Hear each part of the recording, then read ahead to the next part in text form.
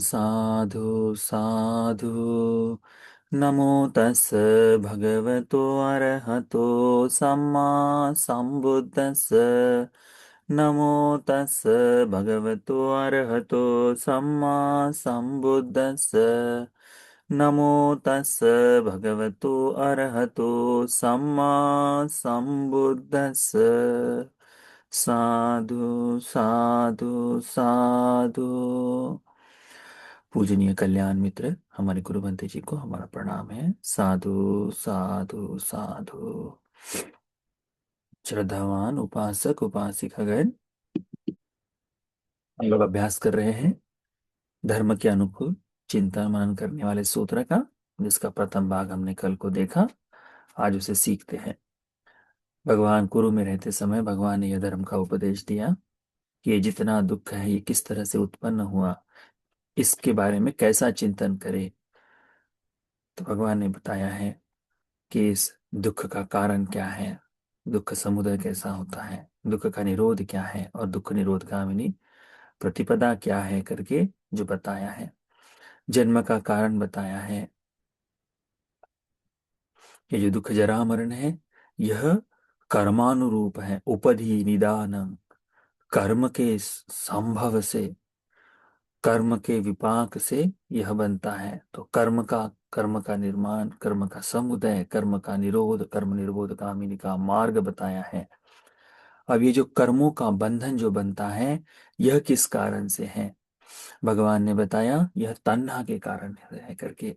तो यहां तक हम लोगों ने कल को अभ्यास किया। अब हम आगे को देखते हैं। भगवान बुद्ध जी बताते हैं, अथा परंग सम्म समानो सम्मति असम्मसति अंतरंग सम्मसं। जब कोई योग्य प्रकार से चिंतन मनन करता है, अच्छी तरह से देखता है, तो कहाँ तक कैसे कैसे उसने चिंतन करना चाहिए। तन्ना पनाय कथं उपजमाना उपजति।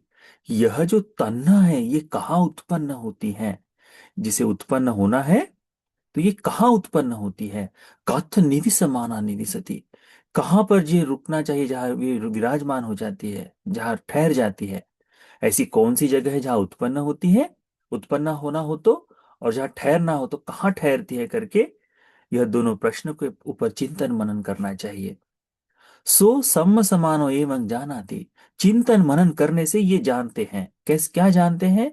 यं को लोके प्रिय रूपं, इस लोक में जो प्रिय रूप है, साथ रूपं एथे सा तन्हा, जो मनाप है, जहाँ बैठने लायक जगह हो, साथ में वाली हो, वैसा तन वहीं पर तन्हा उपज्यमाना उपज्यति, वही जो उत्पन्न हो सकती है वहां उत्पन्न होती है। एथ निविसमाना निविसति, यदि बैठना हो निवास करना हो तो वहां निविसति होती है, वहां स्थिर हो जाती है, वहां रुक जाती है। किंचि लोके प्रिय रूपं साथ रूपं, ये प्रिय लगने वाला, आनंद देने वाला यह कौन सी जगह है करके पूछते हैं।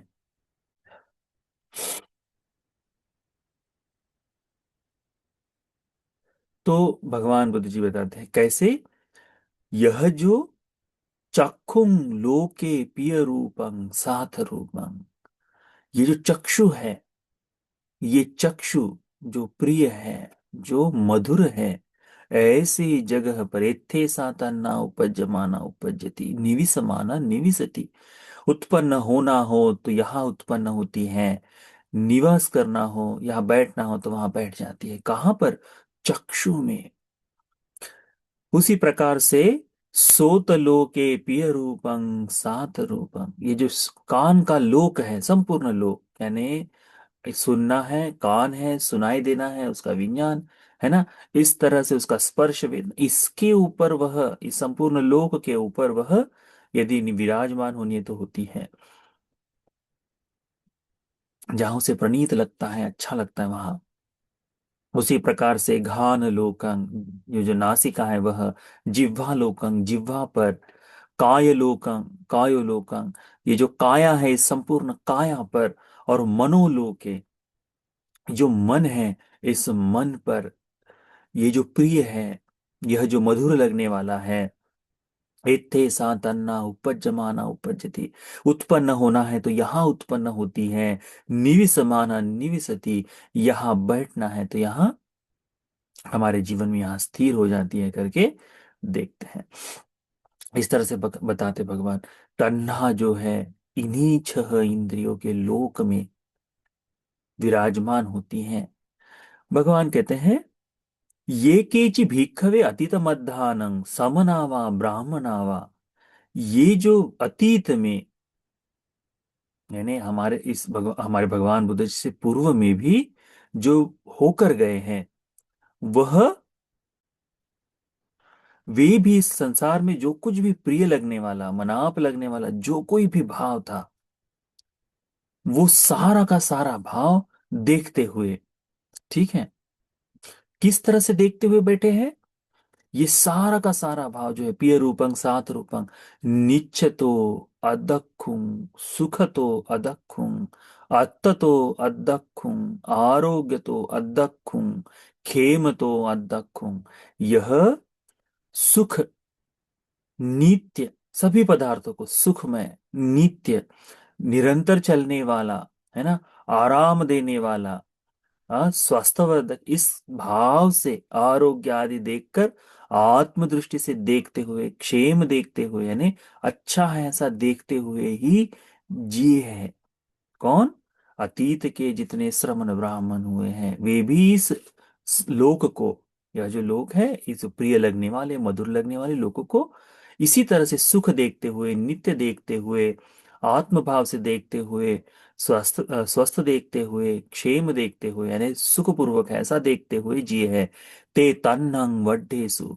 तो जैसे जैसे इन्होंने इसमें ये सब कुछ देखा है, अरे ये तो स्वास्थ्यवर्धक है, अरे ये तो जीवन के लिए ठीक है, ये नित्य है, ये अजर है, अमर है, ये मेरे काम का, ऐसा देखते ही क्या होता है, उस कारण से तन्हा की वृद्धि होती है।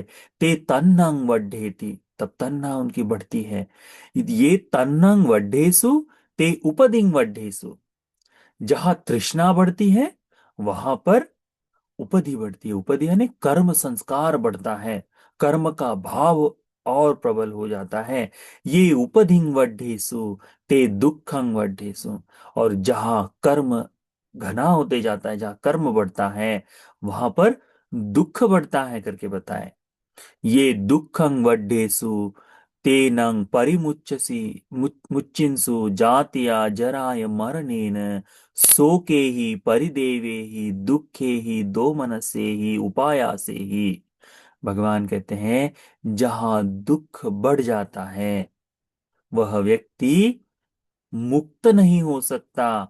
जाति से, जरा से, मरण से, शोक से, परिदेव दुख, दौर्मन्य से, उपायास से, न परिमुच्चिसुं दुख स्माति वदामि। वह दुख से मुक्त नहीं होता है करके भगवान कहते हैं। फिर भगवान कहते हैं, ये पी ही केचि भिक्खवे अनागत मध्यान्ह समनावा ब्राह्मणवा।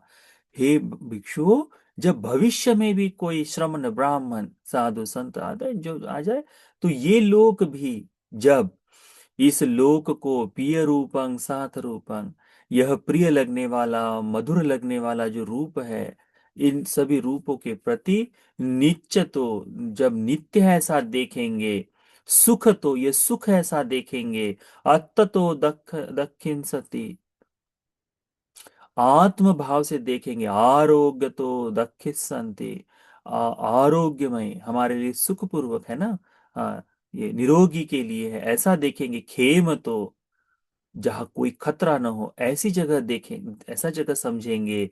ते तन्नं वठस्सन्ति, वे भी तृष्णा को ही बढ़ाएंगे भविष्य में भी। तो वे भी तृष्णा को ही बढ़ाएंगे, जहां जहां यह प्रिय लगने वाले रूप है। कहाँ?